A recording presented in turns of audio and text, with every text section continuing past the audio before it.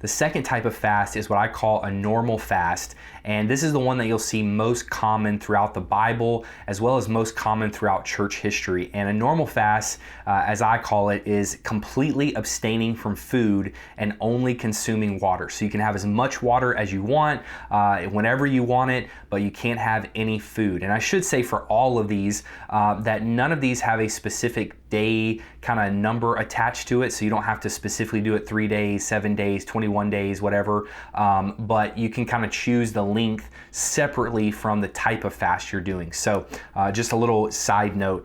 So a normal fast, we see a lot of examples of this throughout the Bible, throughout church history. Most of the time when you're reading a book that's been written by someone from church history, from the Desert Fathers or from the different awakenings and different revivals in kind of more modern times, when they talk about fasting, most of the time they're going to be referring to this type of fast: no food and only water.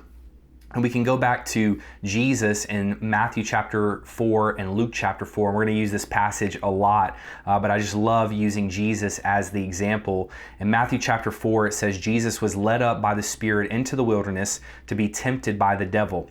And when he had fasted 40 days and 40 nights afterward, he was hungry. That should be kind of obvious, but afterwards he was hungry.